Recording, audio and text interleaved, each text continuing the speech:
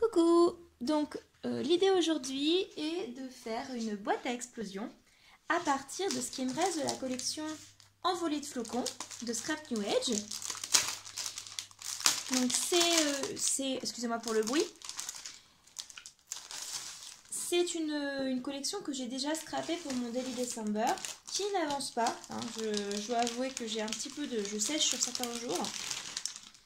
Je pense que je vais vite embêter parce que je me suis mis des mots du style flocon, paysage hivernal et en fait il n'y a pas de neige chez moi, hein, et puis il n'y en a pas beaucoup en France, on est bien d'accord, donc du moins au moment où je suis en train de filmer là c'est un petit peu compliqué hein, pour trouver des photos de neige, donc je ne sais pas trop comment je vais faire, je vais voir, je vais essayer de trouver. Il me reste ceci de mon Daily December, des petites chutes, donc ça je vais probablement les utiliser. Il me restait ça aussi, hop. La base de la boîte va être faite avec du papier blanc. Ah, peut-être changer de papier, j'ai une goutte d'eau qui s'est mise dessus, mon verre était juste à côté. Bon, donc du papier blanc, simple.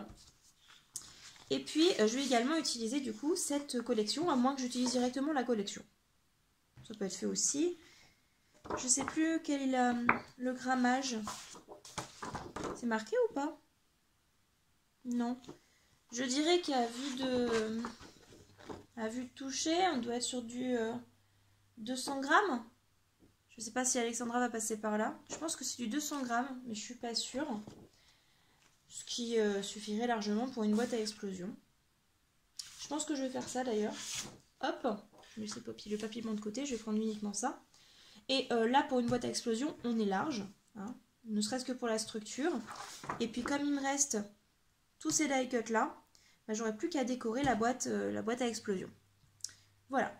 Donc pour ceux qui n'en ont jamais fait, le principe d'une boîte à explosion. Voilà. Donc ça c'est une boîte à explosion.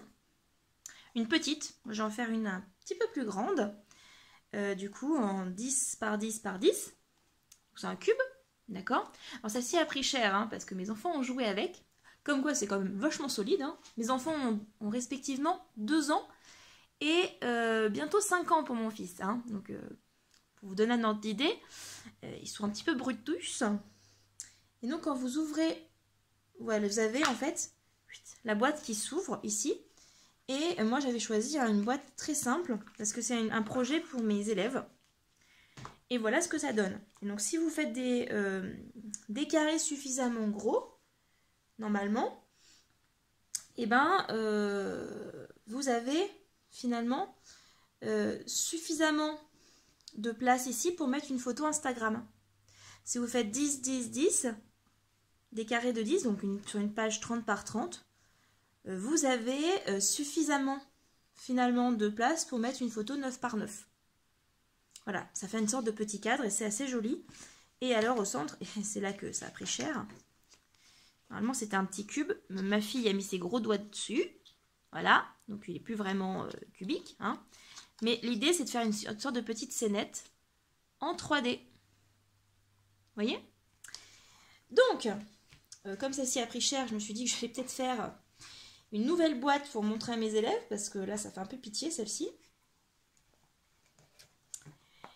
Du coup,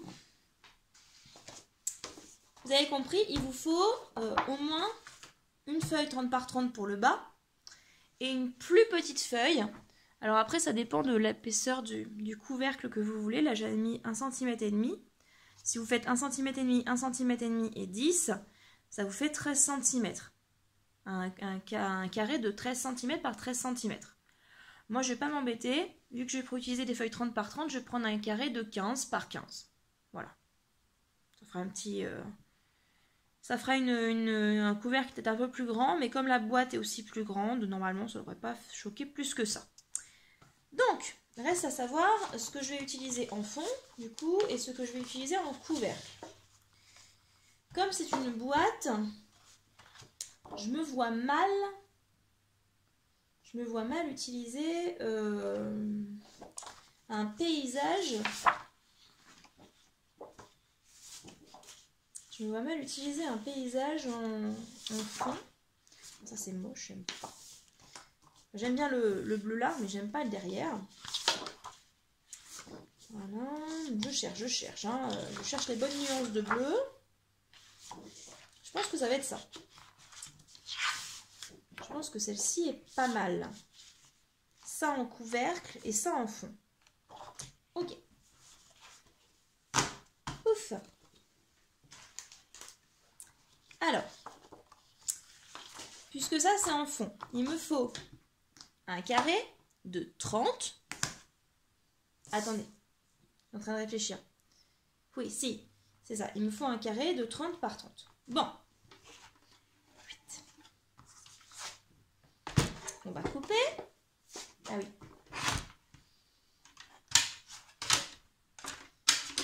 Je vais mettre les extensions quand même pour être tranquille.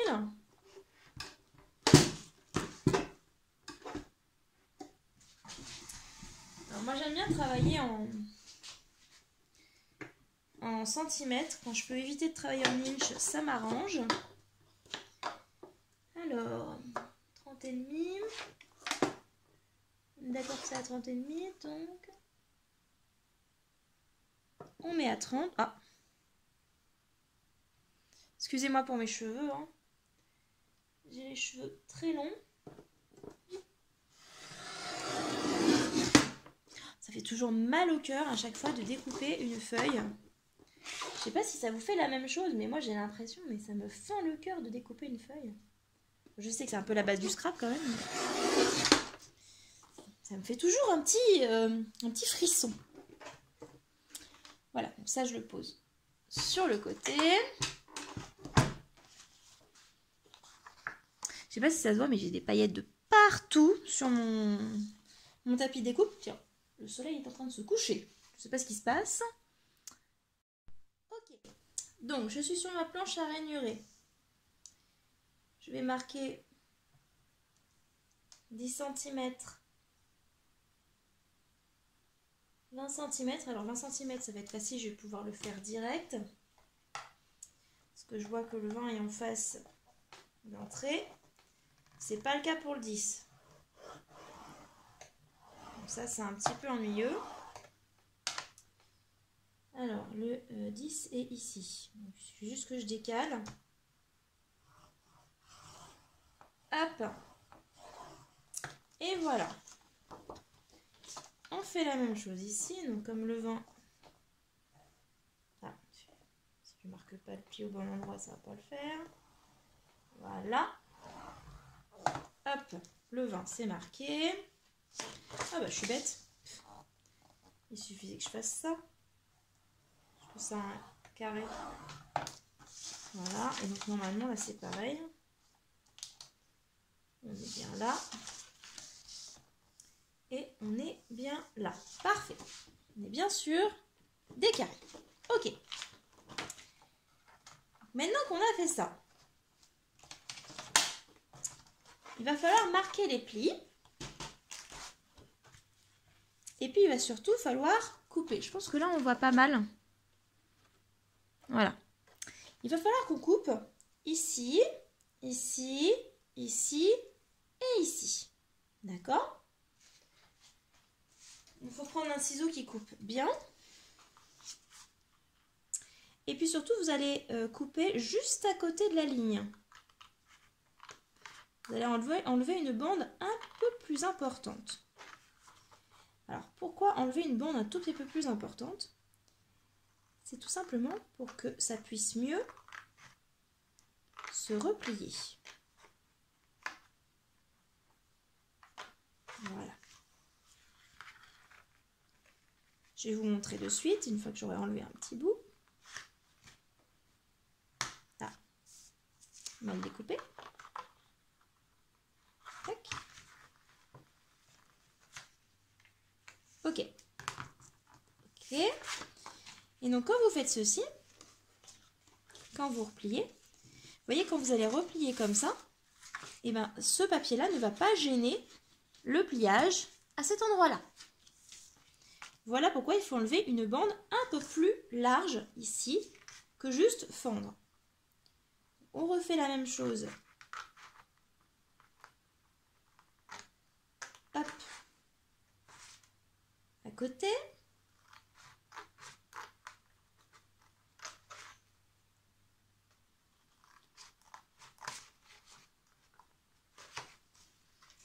Hop.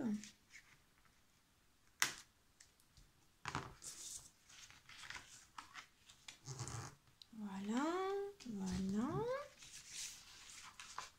Vous voyez, c'est parfait.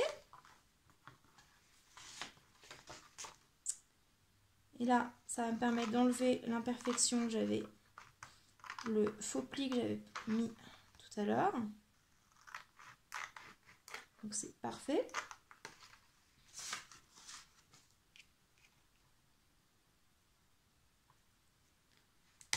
Voilà, pour le coup, c'est juste ce que je vais vous montrer. C'est vraiment un tuto ultra simple, hein. Vous n'avez pas de table à ranurer, vous n'avez pas de massicot, vous pouvez quand même le faire.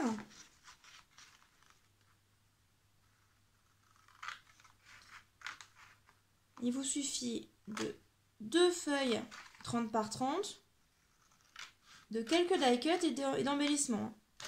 Ultra simple, hein. Et puis évidemment, un ciseau, de la colle. Enfin, bon. Quand même, si on n'en a pas, c'est qu'on a des problèmes pour faire du scrap, hein. Voilà. On marque bien tous les plis, y compris ceux du centre. Voilà. Voilà. Tac, tac, tac. Ça fait une boîte comme ça. Ça peut aussi se mettre comme ça. Comme ceci. C'est assez rigolo aussi. Comme ça. Vous voyez, ça fait quand même une boîte bien plus grande que celle de tout à l'heure. D'accord ? Mais là, on part sur un format vraiment Instagram, photo Instagram. Je sais qu'il y a maintenant, il y a des applis qui permettent d'imprimer des photos Instagram.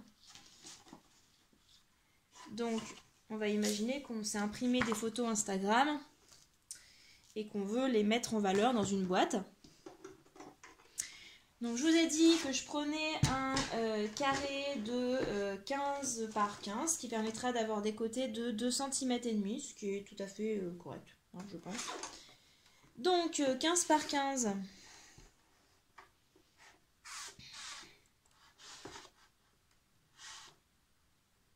Ah, on va peut-être faire ça, remarque. 6. Ouais, 6. Alors, est-ce que je prends ce côté-là? Ça ferait un petit carré comme ça avec des arbres. Ah, je sais pas. Vous en pensez quoi, vous? Un carré comme ça avec des arbres. On peut le faire, hein? Ça peut le faire. Ah, mais du coup, moi, c'est ce côté-là que je trouve le plus sympa. À moins qu'on mette que le côté pâle. Ah, que le côté pâle, c'est mieux. Enfin, le haut.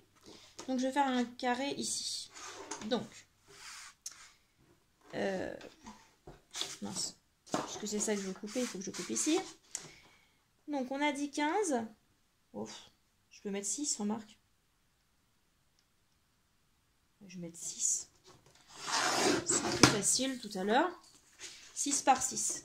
Voilà. Donc,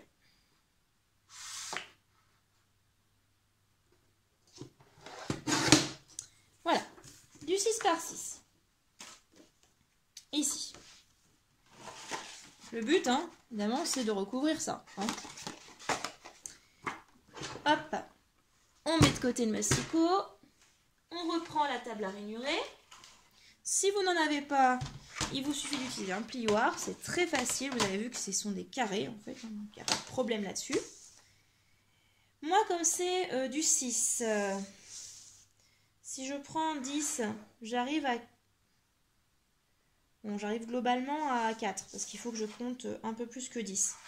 J'arrive globalement à 4, ce qui me fait 1, 1, et puis 4 au milieu. Bon. Donc c'est ce que je vais faire. Je trace du coup un...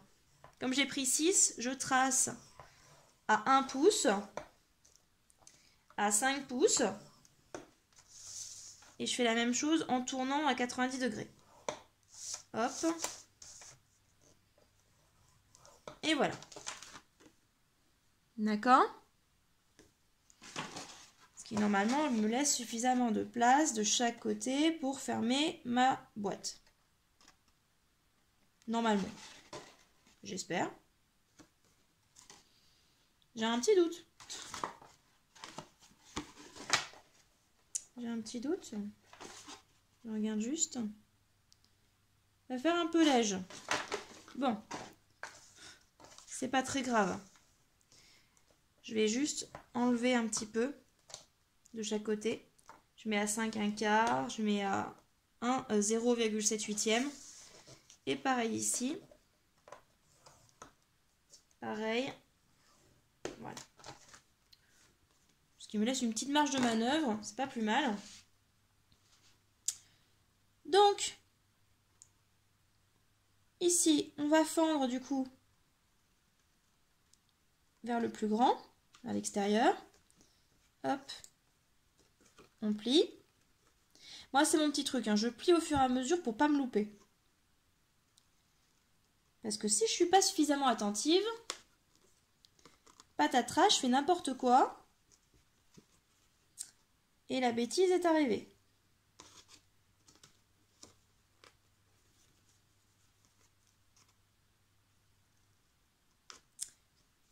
Je suis super étourdie. Ensuite, on replie. On replie. On replie. Toujours vers le pli le plus externe, hein, puisqu'on a décidé d'agrandir un petit peu la boîte. Et là, normalement, on est large.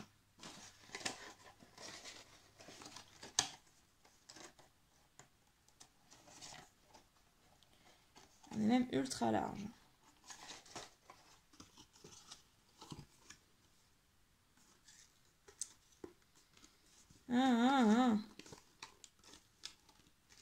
Ça m'agace un peu. Hein. Parce que si j'enlève de chaque côté, après ça va faire trop... ça va faire trop petit pour fermer.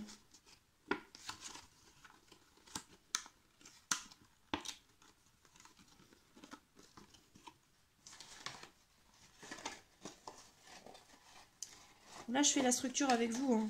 Mais après, la déco, elle se fera en musique. Ah, bah ça rend pas mal, en fait, quand on juste plier un petit peu, vous voyez, comme ça. Ça donne un petit style, hein. J'aime bien. Sauf que j'ai pas plié dans le bon sens. Je voulais pas plier avec ça. Oh, quoique. Moi, je voulais plier avec ça au-dessus. Attendez. Vous voyez quand parfois dans les vidéos je fais... Hein, c'est parce que je me rends compte de certaines choses en plein moment où je suis en train de le faire et vous avez tout en live. J'ai beau réfléchir, je me rends toujours compte que je fais des bêtises. Enfin, j'arrive toujours à faire des bêtises en cours de route. Je suis vraiment désolée. Hein, j'essaye de faire le maximum pour pas que vous ayez de bêtises. Parfois ça suffit pas et parfois j'en fais quand même.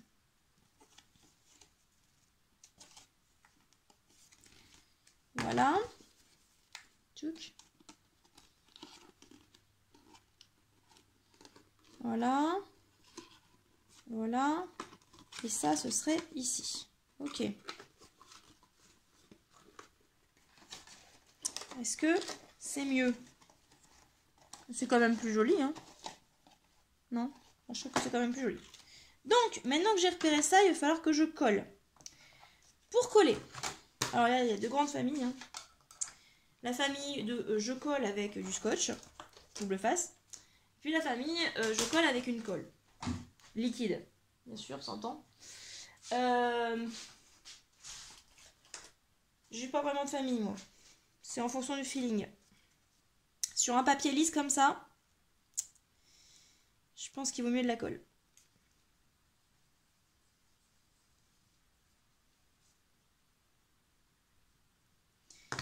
Le truc avec la colle, c'est qu'il faut savoir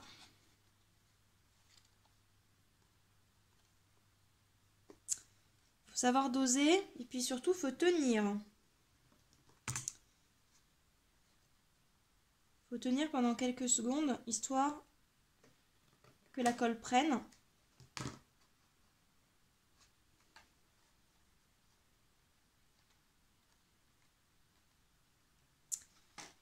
Voilà.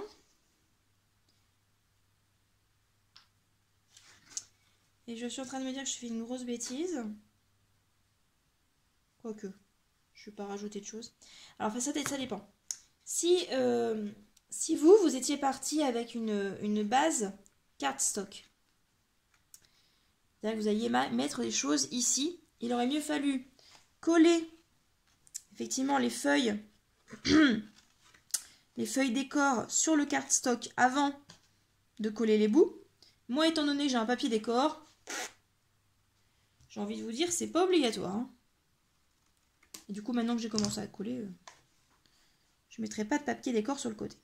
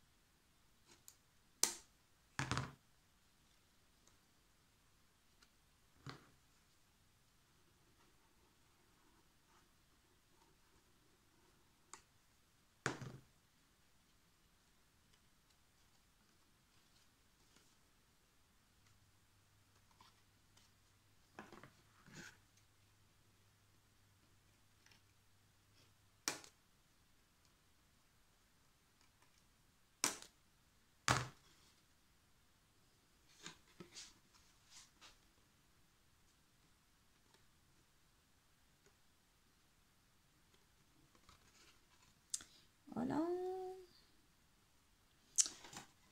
J'ai plus vraiment grand chose à dire, mis à part vous montrer.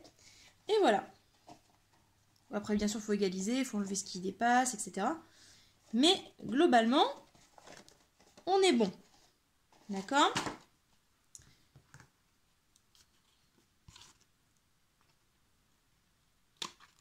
Voilà. Là, ça dépasse aussi un petit peu. Voilà. Bon. Rien de dramatique. Ok. Ensuite, pour faire le côté un petit peu 3D au centre, regardez ce que j'avais fait. Vous voyez ? Alors, normalement, c'était plus comme ça. Hein. C'était vraiment un triangle. Donc, il vous faut au total faire en fait plusieurs languettes avec 3 plis. Et vous repliez une partie sur les deux extrémités, vous les repliez, vous les collez. Et ça vous fait un triangle, comme ça, en 3D. Ce qui vous permet après de coller par-dessus n'importe quel die cut. Voilà. C'est aussi simple que ça. Ok. Donc, moi, ce que je vais faire, c'est que là, vous n'avez plus besoin de mes commentaires, je pense. Je vais découper mes die cuts. Je vais les mettre en 3D. Et puis, je vous montrerai le résultat final. Voilà. Je vous souhaite une bonne journée. Bye bye. Coucou. Donc, voici la boîte terminée. On n'a pas trop décoré. Donc ça, c'est un chipboard du calendrier de l'Avent Scrap New Age qui a été embossé. Je suis désolée, j'ai pas beaucoup de voix, je suis en train de la perdre. Embossé avec la poudre argent de Artemio.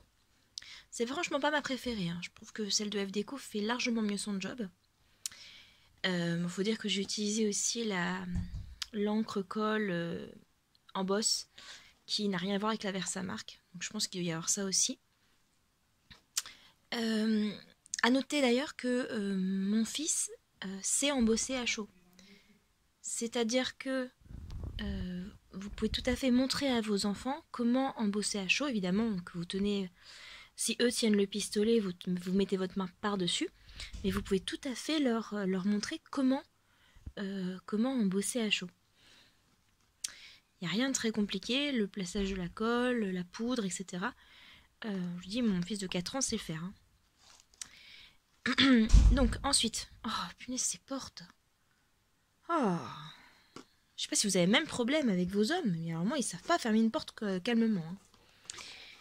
Alors, j'ai rajouté également ces petits mots que j'ai écrits en fil d'aluminium. Voilà.